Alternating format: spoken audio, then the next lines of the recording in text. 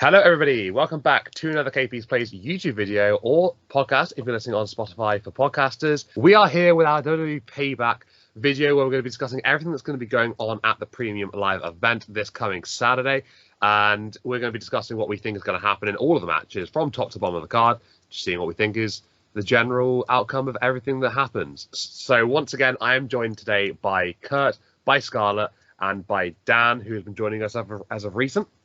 Before we get into the video, I would like to say a couple of things, and just regarding a couple of members of the WWE talent group that we did lose over the last week or so, and I'm talking about the two names of Terry Funk and Bray Wyatt, Wyndham Rotunda, if you will. Obviously, terrible situation happened when, I think in the space of about 24 hours, we did lose both of them, and it's never easy to lose people like that, but we can always think of the memories that they made, and we can never forget about everything that they did for the business. Terry Funk with his hardcore sort of putting his body on the line style stuff, and then obviously Bray with his just unique creativity and everything that he offered in terms of just a wild mindset. We'll never forget either of them, and just want to say thank you to both of them for everything that they did for the business. So, with that being said, how about we get started with our WWE Payback video, and let's get started. We'll talk about the first matchup. So, we have got the United States Championship being defended, and Rey Mysterio puts his gold on the line up against Austin Theory. Yeah, that's how we said it. Not Theory defending against Rey, but the other way around. Theory would lose this championship to Rey Mysterio on SmackDown a number of weeks ago, where he was meant to go up against Santos Escobar.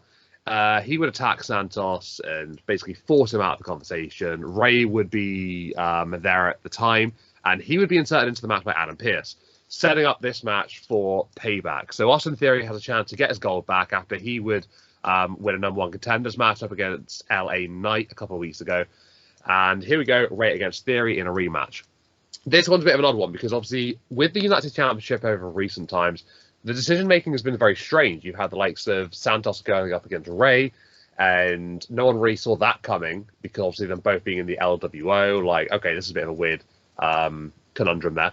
And then Rey would get injured in that one, and it's all been very strange booking-wise. So, like, I don't think really there's a clear and obvious choice as to who's winning this one. Personally, if I had the choice, I'd go with Theory. But I don't think it's that easy. I think maybe Theory's done with the US title. Maybe in WWE's mind, maybe that he's going to go on to other things, perhaps. I don't know. But I think logically, when I think about it, I think my head goes to Rey Mysterio to win this one. I don't think it's the right call. I don't think it's the right call at all. But I would go Rey Mysterio to win this one. That's how I think they're going to play it, and that's what I think is going to happen. Totally agree with you there, KP. I think the worst thing about this is that obviously Theory had hella momentum with his United States Championship after the whole Cena thing, and it just came crashing down when he lost to Rey out of the blue, out of nowhere. Like you say, the booking decision is really crazy. Really don't understand it.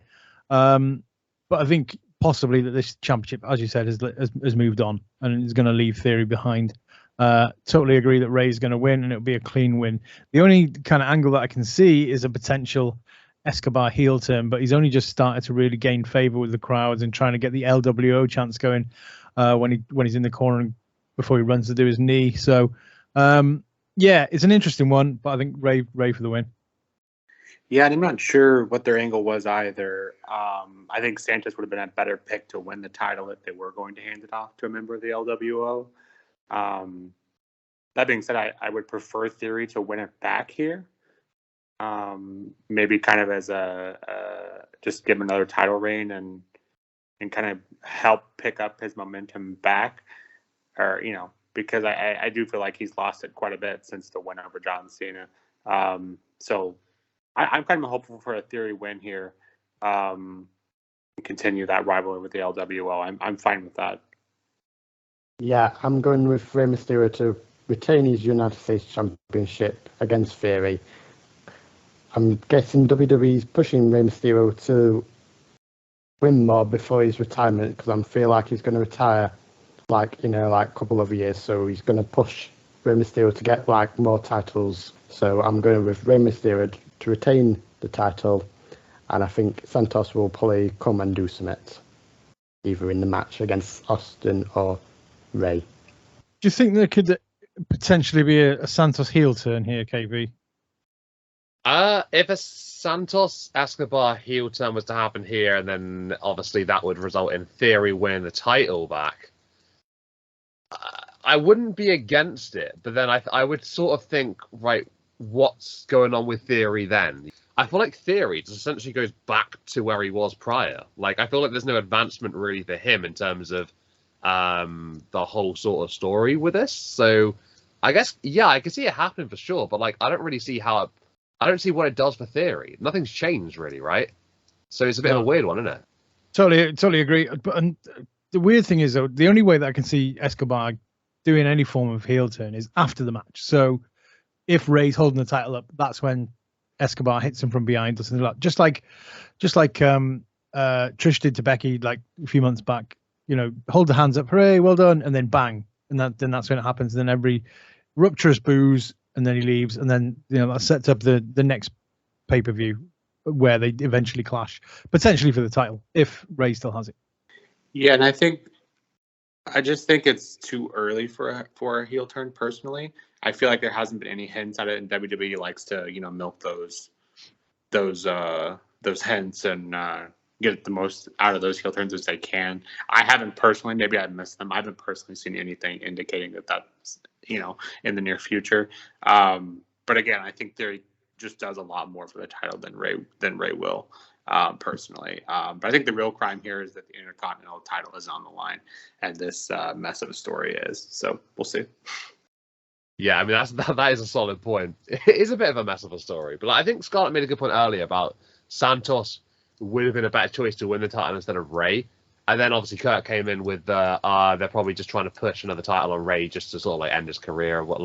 If he is going out soon, then maybe just to give him one last sort of run with the mid-card title. Yeah, I can see that. I can get that. But yeah, maybe a heel turn after the match with Santos turning on Ray, that would work. That would definitely work a lot more than during the match, I think. So yeah, maybe Ray does beat Theory, Santos turns then.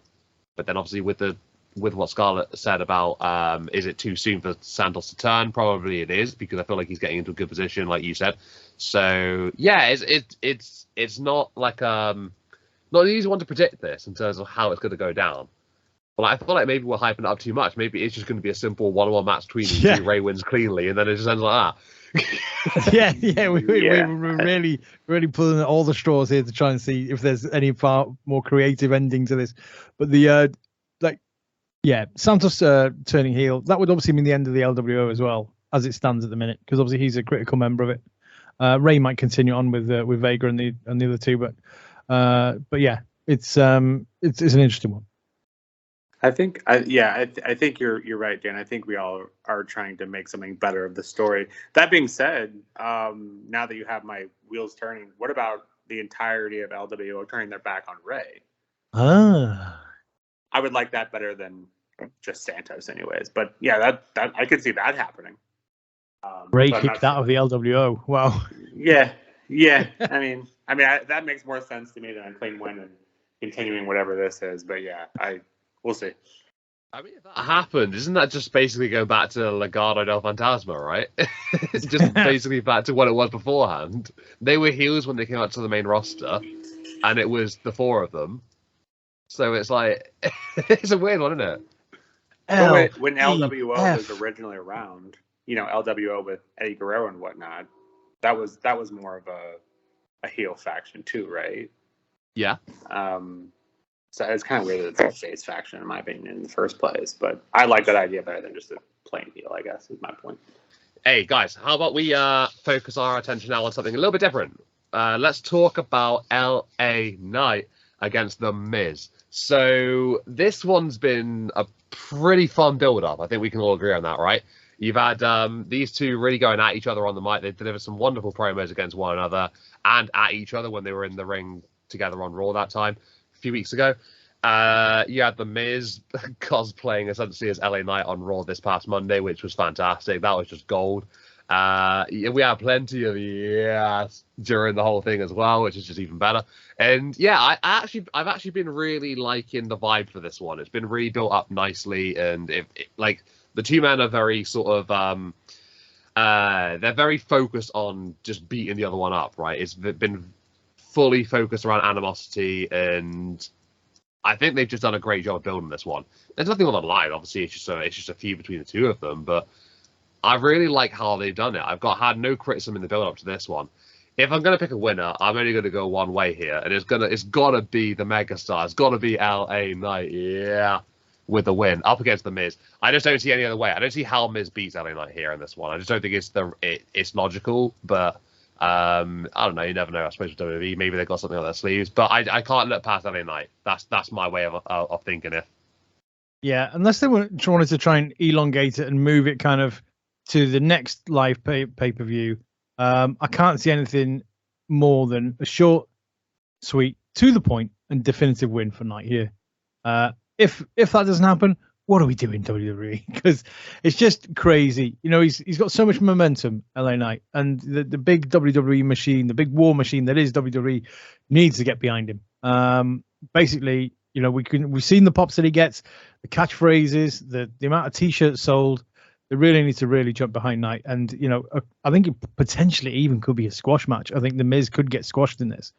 You know, people aren't stupid. They want to see LA Knight win. We all want to see LA Knight win here. I hope. And then, yeah, only one way for me. The megastar, LA Knight. Yeah. You guys need to be careful though. Using logic and WWE in the same sentence often leads to disappointment. That being said, the only reason I think this rivalry could potentially continue simply to continue the promos, because they have been next level. And the Miz cosplay was amazing, and I had to double take and make sure that really was in LA Knight. But just another prop to Miz, because he really does. Unfortunately, he's kind of used as a stepping stone a lot of the times for these rising stars, and this is no exception. But he does it with a smile on his face. So, I think it really wouldn't make any sense to have LA Knight lose here. So let's hope that they do in fact use some logic here. Yeah, I'm agreeing with all you. I'm going with LA Knight to win, because I doubt Miz will win on this one. They did good promos together.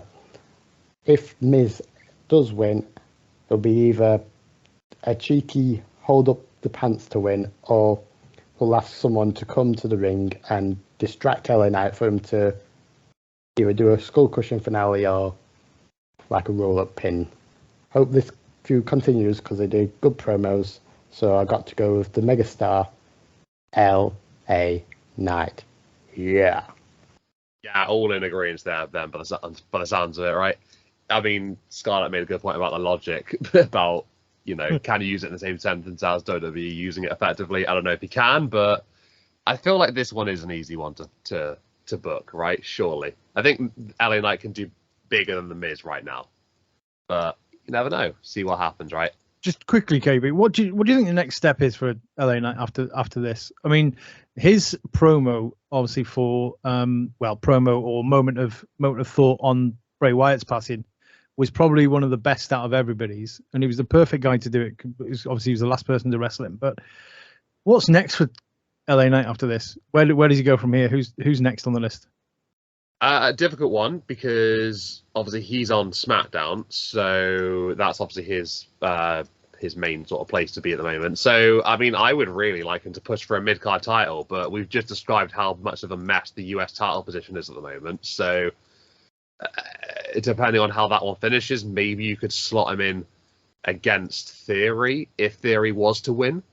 But we've all said Ray's going to win, so I don't really know how that's going to play out. It's very difficult. If you don't have a chance for the mid-card title, he's going to have to either elongate this feud with The Miz, or he's going to have to go into a feud with someone else. And who that could be, I don't know off the top of my head right now. I'm not too sure. Any thoughts from any of you guys?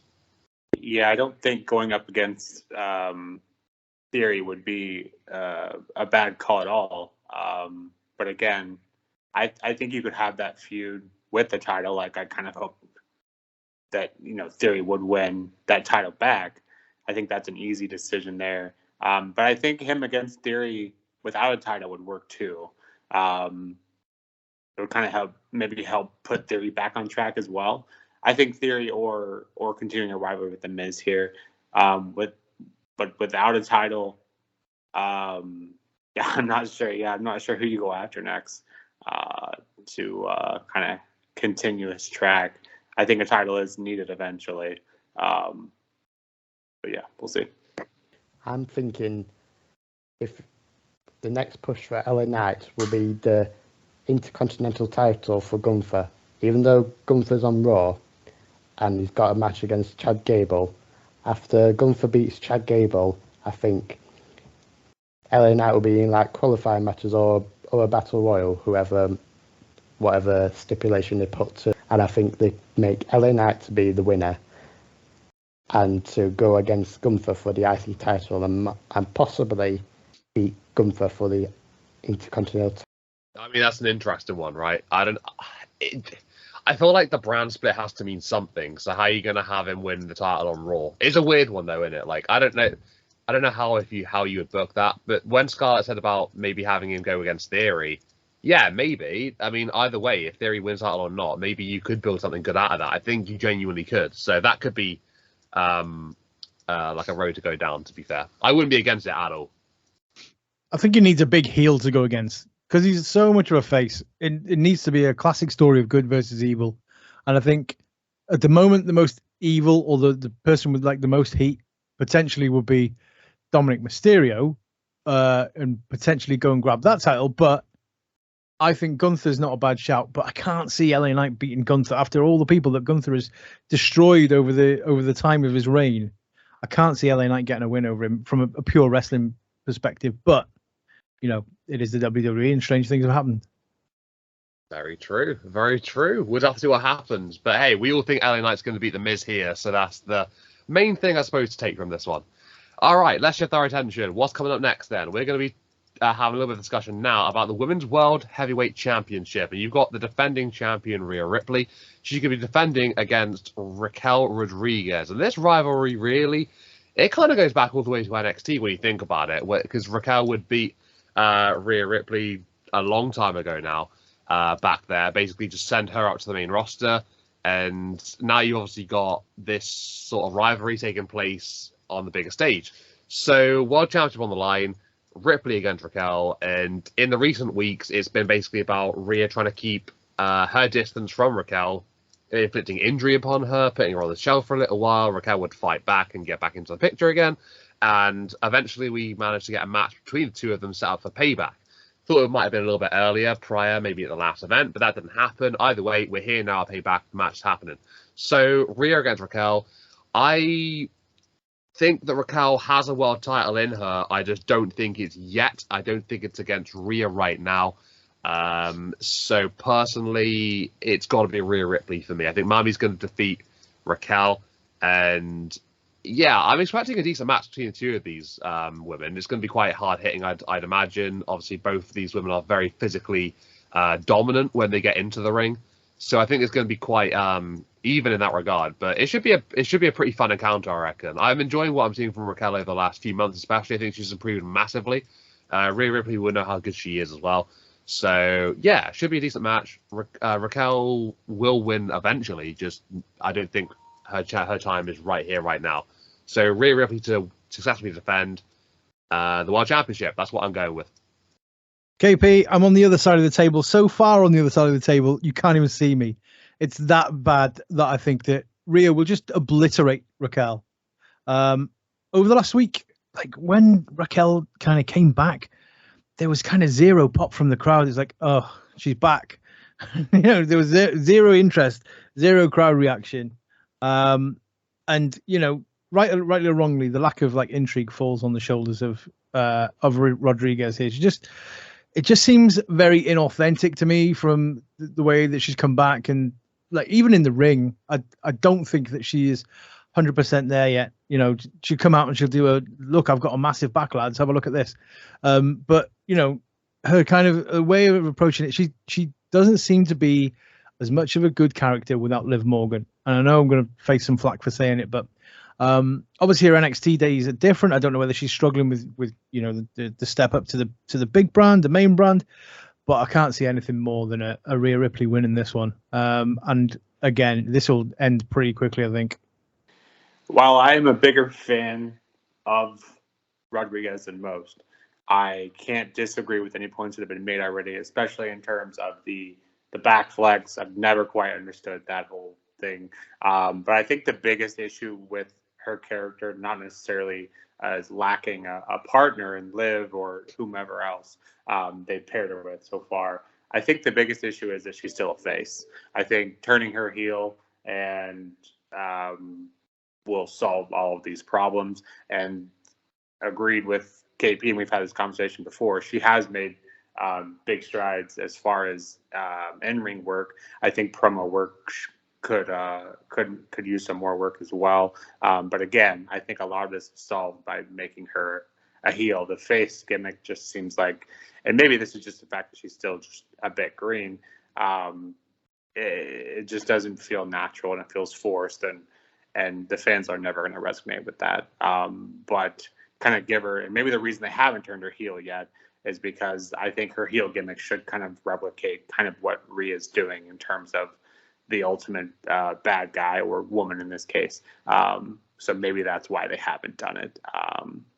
But I think turning her heel would solve a lot of these problems. But I can't disagree. I think Rhea obviously will win this match as well. But due to how long this buildup has been taking place, I kind of hope for a bigger show to put it on. And maybe this was kind of like a buffer to see how this does, and maybe eventually it will be. But for how long they've kind of been planting the seeds for these two going at it, it is a bit of a disappointing factor to put it on Payback, in my opinion. But maybe we'll see it again or continuing the feud. So this one was a hard one to pick out of either Raquel or Rhea. But I've got to go with Raquel Rodriguez to pick up the new Women's Championship.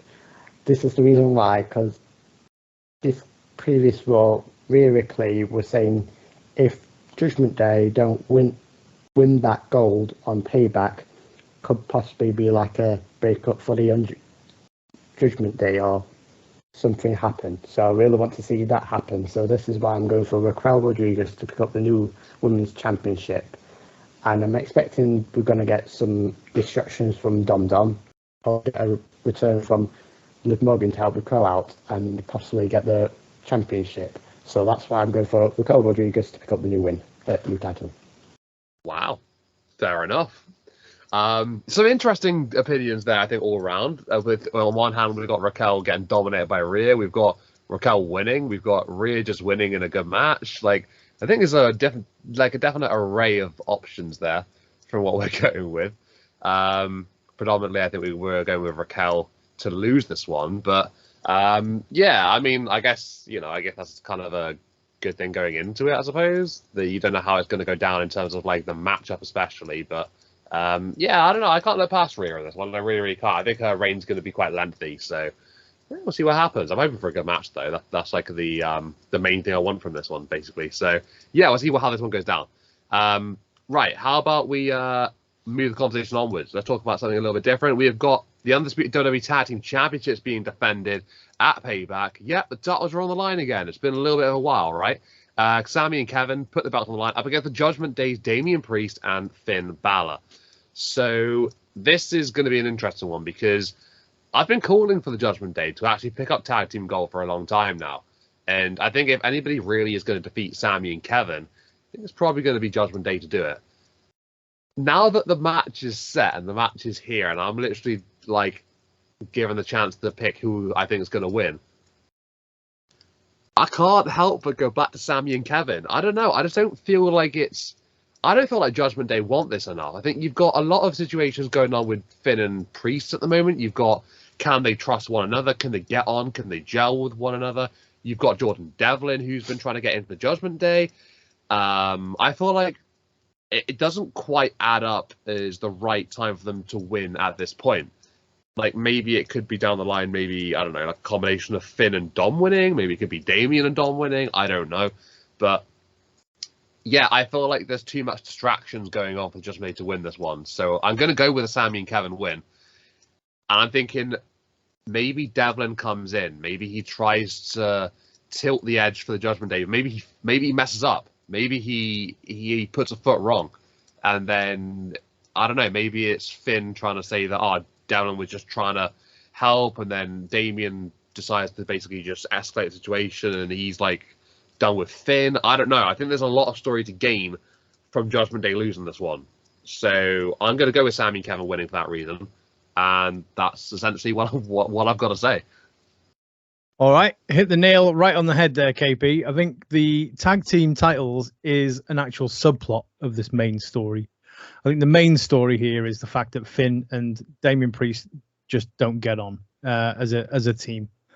These tensions have obviously come since the Money in the Bank, and JD McMassivehead could cost the titles for Finn and Damian Priest, and I think that's just obviously going to fan the flames even more between Balor and Priest going forward. I can't see anything more than a Sami and Kevin win here. But again, it goes back to that main story of can they coexist? Can they work together? And the answer to that being no. This could be the beginning of the end for the Judgment Day, I think. Yeah, I don't quite get I don't quite get the booking of Damien winning the Money in the Bank briefcase. I guess if their intention was to split up the Judgment Day, I guess that's on track. I just feel like it could have been better served somewhere else. That being said, I think KO and Sami worked far too long to get those titles, to have it handed over, especially to a team that can't get along on their own. For what's been said already, I think this will be, but definitely will have some interferences in it. Cody Rhodes, JD as well, probably be showing up here to some extent. But I do think KO and Sami will hold on to those titles.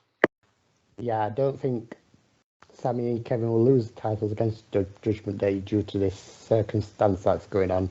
As KP said, I think JD and Cody will come in to do this match, and obviously Damien and Balor will probably have an argument with each other against Summit in the match. And if they win, I'm kind of thinking that either Finn or JD try and make Damien to cash in the Money in Bank contract, because on Raw as well, Damien said, if we don't win, I've got this. Meaning about, I don't know if he's on about like normal title or tag titles that they're going on about Payback, so I'm reckoning about tag titles. So could we possibly look for Money in the Bank cash in for the tag titles or not? But I'm going with Sami and Kevin to retain titles, because at this point Judgment Day don't really deserve them yet due to what they are currently doing at the moment. Is that all of us agreeing about Sami and Kevin then, is it? Yeah? Like I say, the bigger picture, as Dan alluded to then, was the fact that the Judgment Day are sort of like one step away from just completely imploding. And like, you got to think to yourself, like, it's only so long that these guys can go at each other's throats until eventually one of them does snap, and that's it from there on. So Rhea's sort of like trying to step up and being peacekeeper in this whole situation, but she's got a match, so she's going to be away from the situation. She isn't there to right the wrongs of whatever goes on. So it's going to have to be dealt between them. And I'd imagine Dom will probably be in the corner of Rhea. So I don't know if Dom could be in the corner of both matches, but. And how long can you continue, the tease of the, either get along or, break it up? That's kind of my stance on that. Like, I feel like we've been doing this for a while, costing each other match and titles and that whole thing. But kind of what Dan said too is like the tag titles are like the least important thing here. Like you got the Judgment Day and the briefcase. Definitely seem to take priority here in the storyline, which isn't a bad thing, but I think just something maybe could be served better elsewhere. So I think KO and Demi just need to kind of move on from this bit and go help elevate another tag team title, because the Judgment Day are having plenty of story on their own, I think. Yeah, agreed. 100% agreed. Yeah, I think that's basically what it comes down to, isn't it? It's going to be an interesting one for sure about how how they do the breakup or the tension just turning up another notch, rising a bit higher.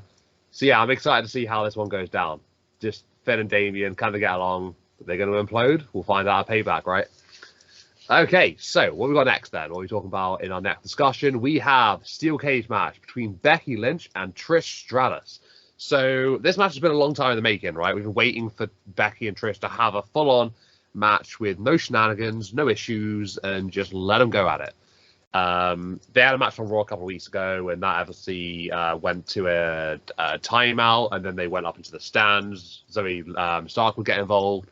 Becky squashed Zoe Stark beef this past Monday, so that's all done, and she can focus on Trish Stratus in that steel cage match of Payback. And when it comes to these two, it goes back a little bit a while. First of all, obviously, go back months and months and months. It feels like, and I'm pretty sure it actually is. But we're finally getting the matchup. So I think I'm only going one way with this one, and it's the way that I went originally. I just didn't see then how big this would become, and fair enough, that's on me. But I think now is the time to just end this, put this to bed, and yeah, just see this one out. So it's going to be Becky Lynch to win this one, right? I think Becky's going to beat Trish. I would imagine Zoe Stark still tries to put herself in and involved with this one. So Zoe is going to sort of like, I don't know, they always say, put them in a steel cage. You know, people can't get involved then. It keeps everybody out of the situation.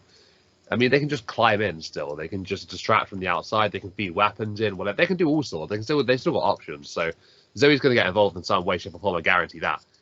Maybe we have, I don't know, maybe like a return of Lita, perhaps. She comes in just to sort of like see Zoe out, perhaps. I don't know. Maybe that's an option to go down there. Maybe a big port of discussion there going forward for you guys. But yeah, maybe Lita comes back and just sort of like offers the equalizer to Becky Lynch. I don't know if that's going to happen, but I think it's an avenue that you could potentially look to go down. But yeah, Becky to beat Trish, that's my understanding of this one. Oh, this is the match where I go to the toilet. Honestly, I have zero interest in this match at all. Becky is far superior than Trish. Trish, listen, don't get me wrong. Trish 10, 15 years ago was amazing. And look, she still tries her best today. And you got to give her good credit. You know, nostalgia sells. So a lot of the old kind of wrestling crowd like myself would say, right, okay, Trish is back. This is brilliant. But this is just tired now. It does need to end. And hopefully it ends by, you know, them lobbing each other off the top of the steel cage, because Becky needs to go on to bigger and better things. She needs to have a title around her waist. Becky is far too good to be messing around with this kind of stuff. The Stark angle is interesting. I think that potentially this could set up a Stark versus Trish feud going forward, where, let's say, for instance, if I was writing this or if I was booking this, then Becky would try and crawl out the cage. Zoe Stark would try and slam the cage shut, but then Becky blocks it, hits Stark in the face, knocks Stark out. Becky then climbs out, and then Trish goes, why didn't you stop her, and all this kind of stuff, and then it leads to Stark turning on Trish. I think that's the potential way that this could go. I don't think we'll see like a Lita return and on this one, but you never know. Stranger things have happened at sea. But yeah, honestly, I couldn't really give a monkeys about this match. I really have zero interest in it anymore. It just seems tired. They flogged it until the cows have come home, and yeah, this is one where I'll be going to make a sandwich. Yeah, exactly. The point I made earlier was WWE likes to milk things when they see an inkling of success. And one could argue that maybe Dan or other persons of the WWE universe wouldn't have this particular view had they had this match at the last pay-per-view, which I kind of seemed like they should have. And I could be wrong in remembering. I thought that was kind of the plan. But for whatever reason, it didn't happen. And here we are, continuing this feud. I agree. Becky shouldn't be around Trish this long. Kind of feels like a waste of her time. But one of my biggest complaints at WWE is bringing back part-time talent and then kind of seeing them run off. I won't list names, but you know exactly who I'm talking about. But I will give Trish credit where credit's due. She came back and she has stuck around, and that first match was not good. But she has improved You know, it's not quite as rusty as she was in that first match back, so I will give her credit there.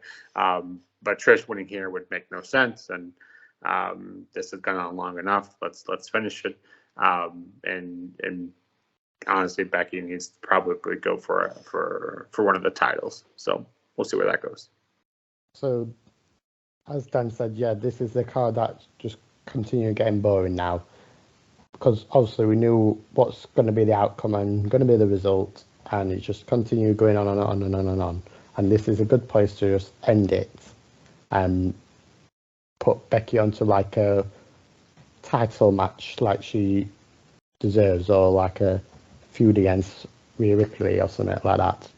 Obviously, I've got to go with Becky Lynch to win, because obviously Trish won't win. She can either leave or do another feud with someone else.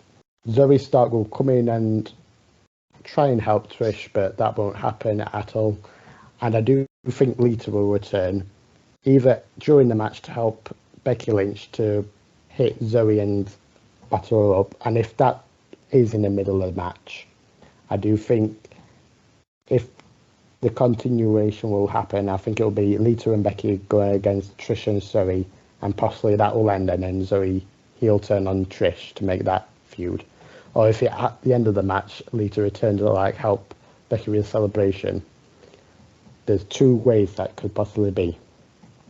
Becky turning on Lita, saying, "Why did you help me in the match?" and that leads to a feud between Becky and Lita.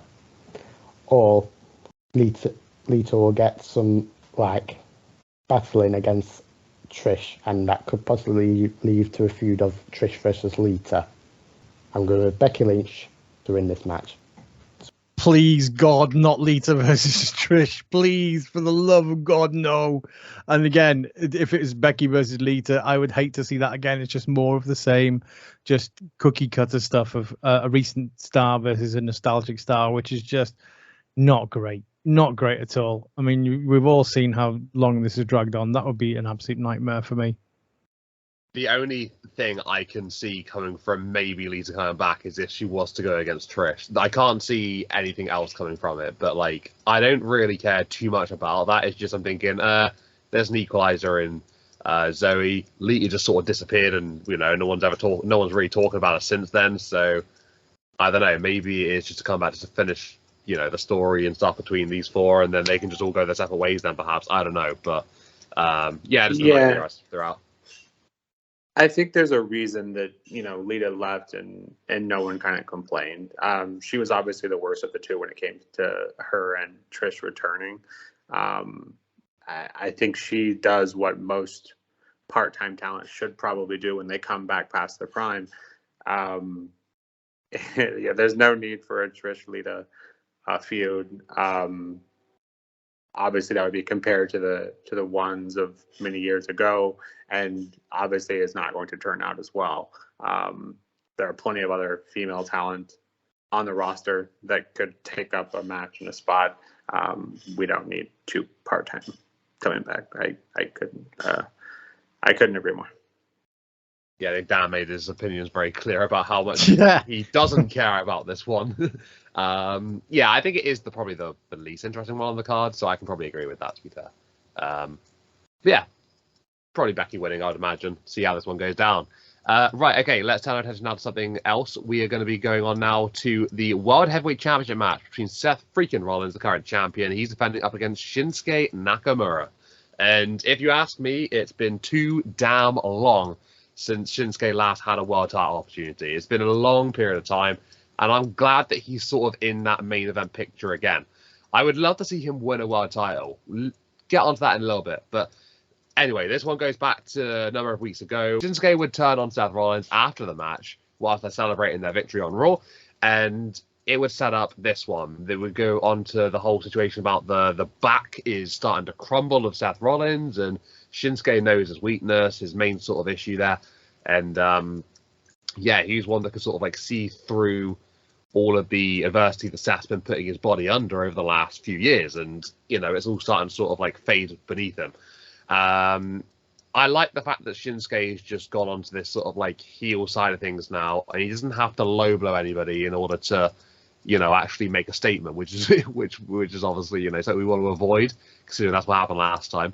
So yeah, I mean, I'm looking forward to a great match here. Shinsuke and Seth, we know how good both these men are, and I am kind of rooting for Shinsuke to win this one. But do I think he will? Unfortunately, I don't. I don't think he's going to beat Seth Rollins. I would love to see this one raised up another notch. I don't think Shinsuke is quite vicious enough here. I think I'd like to see him sort of raise the intensity a bit more and really go after Seth, like really make his life misery. I feel like it's been sort of like distant sort of distant sort of rivalry between these two going into this one. It's not been so much that Shinsuke is, I don't know, resulted to underhand tactics or whatnot in the build up. Yeah, I'd like to see Shinsuke raise it up. God, like, show us you want it, lad. Like, show us you really want that title. Like, obviously, I know the guy's traditional and obviously he wants to sort of settle things respectively in the ring, but like, you're playing the heel in this one. Like, I want to see you fully go after Seth. Like, show your intensity here. So yeah, I'm gonna go with Seth here just to win this one. Would love to see a different side of Shinsuke going into this. So maybe they'll elongate it. I don't know. It seems quite lazy to say that, but maybe they will. I'm not sure. But yeah, Seth to win against Shinsuke in what should be a good match. I'm hoping, fingers crossed. My first question is, where has this back injury come from? Why haven't we heard about it before? Why is it all of a sudden come out that he's got these fractured spinal columns or whatever it is that's happened to Seth?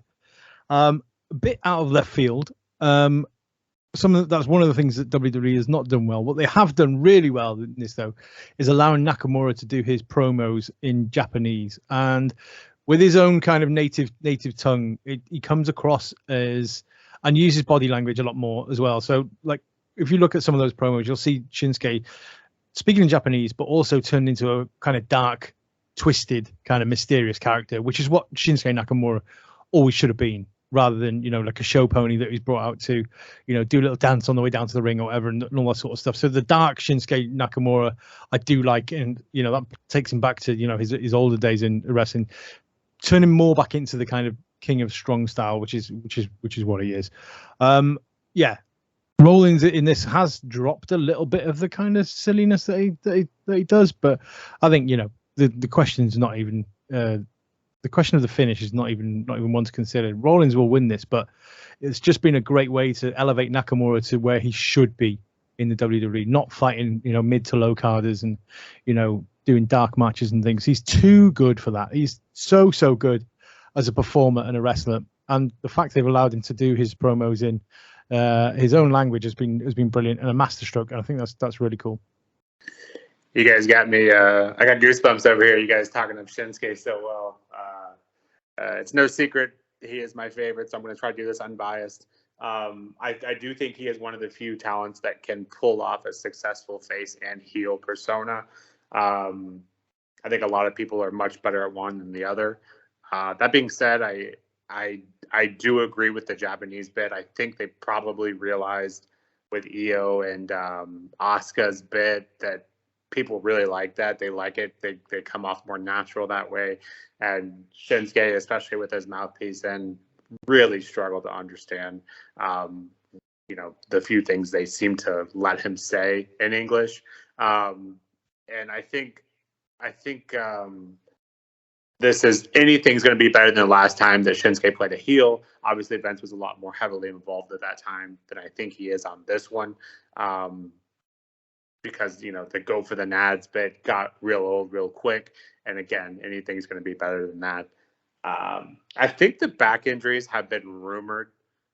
I think those have been rumored for a while, and KP and Kurt love the dirt sheet, so they'll be able to probably confirm that. But I think that injury has been attested to, just on the down low.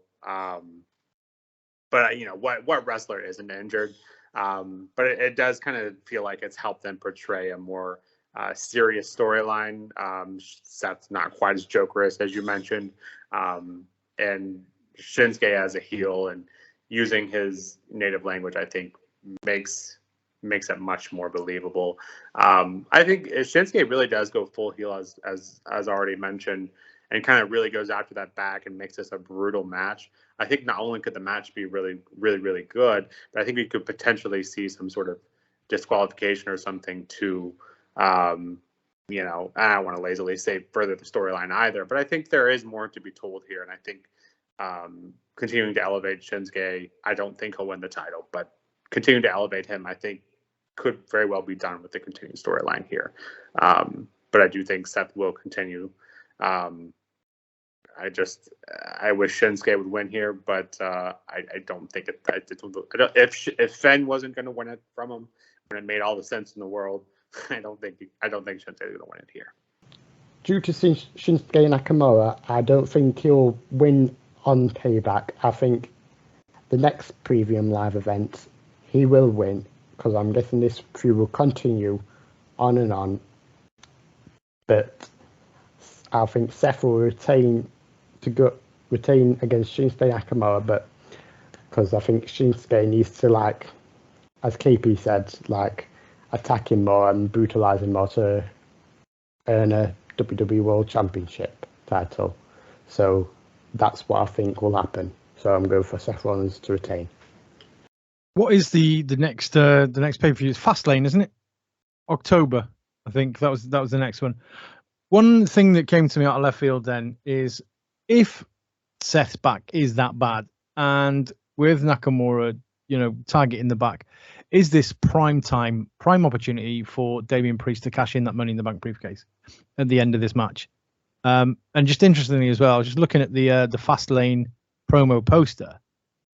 Seth doesn't appear to have a title on it, and also there's an image of Asuka and Becky, but we'll come back to that in a minute. But yeah, is this a good chance now for Damian Priest to cash in the title if Seth's back is in a million pieces on the floor after Nakamura's destroyed it? Yeah, that's a great point, actually. But I think, to your point earlier, is the back injury real? Yes, I do believe it is. But are they obviously exaggerating it? If to Kurt's point, he said he's going to wrestle for another 10 years, clearly not that serious. So just making it a part of the storyline.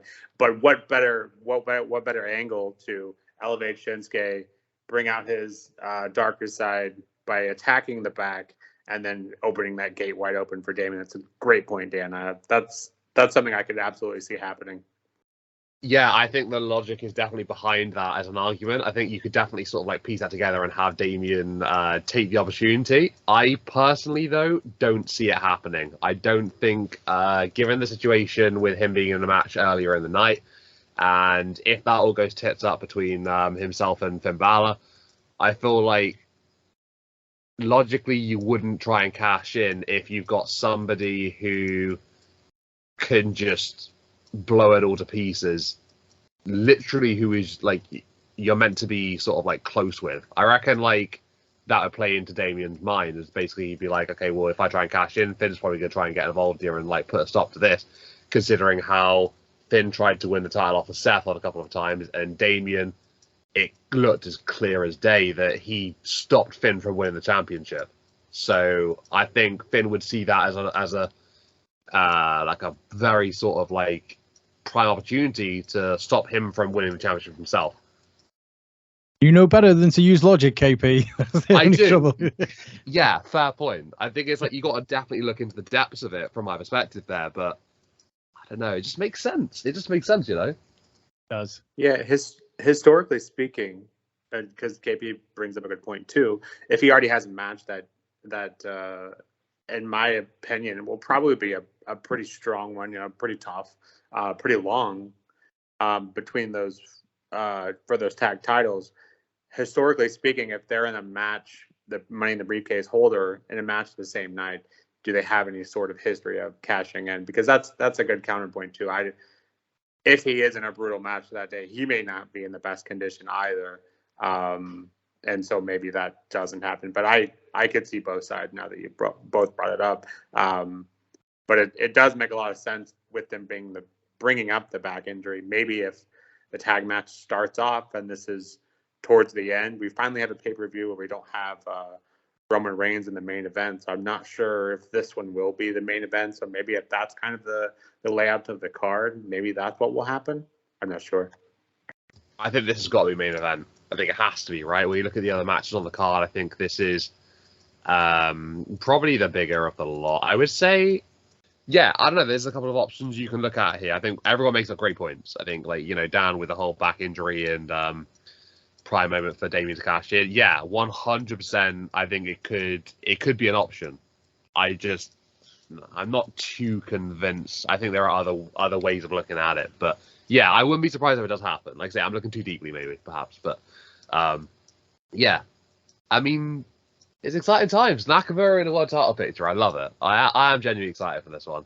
Just hope they have a good match against each other, and then we can sort of like build from this, or whatever happens afterwards happens. I don't know, but yeah, I just sort of further the hype of Shinsuke being in the title picture. I love it. It's been far too long. And with Vince in the main realm, you can argue who's in charge now, but clearly allowing them in Asuka and to speak Japanese in their promos, clearly he's not having the, total control here. It's exciting to see them finally get a bit of their due, for Japanese wrestlers in WWE. That's great to see. Yeah, I couldn't agree more. I'm loving it. Loving the love and adoration to everybody, as of recent, the likes of Io and obviously Shinsuke and just everybody else that's gonna flourish from this sort of new era, I guess. Right? It's just great to see it happening. Hey guys, thank you so damn much for all of you for coming on in and offering your thoughts and opinions about whatever's going to go down at Payback on Saturday. Should be a nice event. Should be good. No bloodline involved, so it's been the first time we can say that in a long time. Literally no involvement at all.